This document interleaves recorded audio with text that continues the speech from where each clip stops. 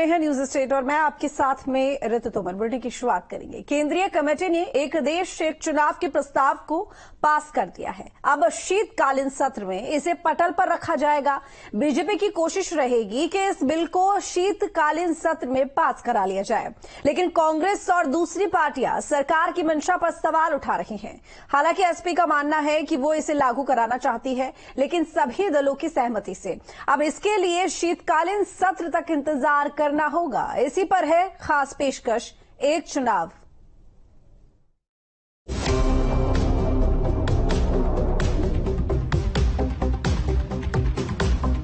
बुधवार को मोदी मंत्रिमंडल ने देश के एक और अहम प्रस्ताव को मंजूरी दे दी। केंद्रीय कैबिनेट ने बुधवार को देश में लोकसभा के साथ साथ विधानसभा चुनाव करवाने के प्रस्ताव को मंजूरी दे दी है। अब शीतकालीन सत्र के दौरान ये बिल पेश किया जाएगा, यानी नवंबर दिसंबर में सरकार इसे संसद में पेश कर पास कराने की कोशिश करेगी। आपको बता दें कि वन नेशन वन इलेक्शन पर विचार के लिए बनाई गई पूर्व राष्ट्रपति रामनाथ कोविंद की अध्यक्षता वाली कमेटी ने 14 मार्च को राष्ट्रपति द्रौपदी मुर्मू को अपनी रिपोर्ट सौंप दी थी, जो 18,626 पन्नों की है। बीजेपी ने इसे देश की जरूरत बताया है। ये देश के विकास के लिए जरूरी है। वन नेशन वन इलेक्शन देश के लॉ एंड ऑर्डर के लिए जरूरी है, क्योंकि 2-3 महीने सारे फोर्स वहां लग जाते हैं। ये देश के प्रगति के लिए जरूरी है। इससे पॉलिटिकल वेंडेटा के तहत कांग्रेस विरोध कर रही है या अपोजिशन जो भी विरोध करेंगे। देश का नौजवान चाहता है, देश का हर नौजवान चाहता है कि देश की विकास हो।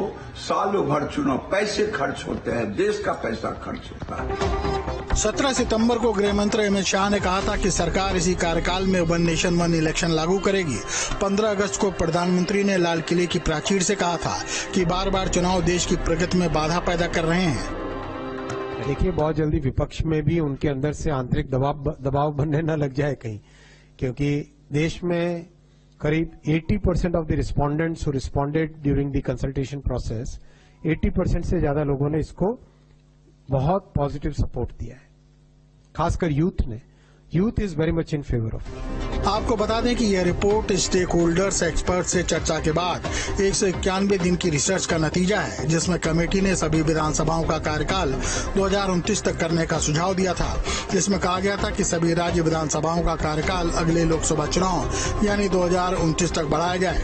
हंग असेंबली नो कॉन्फिडेंस मोशन होने पर बाकी 5 साल के कार्यकाल के लिए नए सिरे से चुनाव कराए जा सकते हैं। पहले फेज में लोकसभा विधानसभा चुनाव एक साथ कराए जा सकते हैं। उसके बाद दूसरे फेज में 100 दिनों के भीतर लोकल बॉडी के इलेक्शन कराए जा सकते हैं। लेकिन AIMIM के अध्यक्ष ओवैसी पूछते हैं कि आखिर इसकी जरूरत क्या है। कमीशन को भी हम ये लिख कर दिए थे, और ये जो कोविड कमेटी बनाई गई थी उसके सामने भी मैं खुद गया था, जिसमें हमने इस वन नेशन वन इलेक्शन की मुखालिफत की। और हमारा मानना यह है कि this is a solution in search of a problem. इसको अगर डिस्क्राइब करना है, this is a solution in search of a problem. अब ये नहीं बताया जा रहा है कि ये करने की क्यों जरूरत पड़ रही है आपको। सरकार ये बोलती है कि आपके पॉलिसी पैरालिसिस होता है, कॉस्ट ऑफ एक्सचेकर को खर्चा होता है। पहले तो यह है कि मॉडल कोड ऑफ कंडक्ट किसी पॉलिसी मेकिंग को जो डेवलपमेंटल है और रूटीन इन नेचर है, उसको रोकता नहीं। और कांग्रेस अध्यक्ष के मुताबिक बीजेपी के पास चुनाव के लिए कोई मुद्दा नहीं है, इसीलिए वो इसे महत्व दे रहे हैं। कांग्रेस पार्टी एक राष्ट्र एक चुनाव के प्रस्ताव का विरोध करती है। लोकतंत्र को जीवित रखने के लिए जब भी जरूरत हो चुनाव होने चाहिए।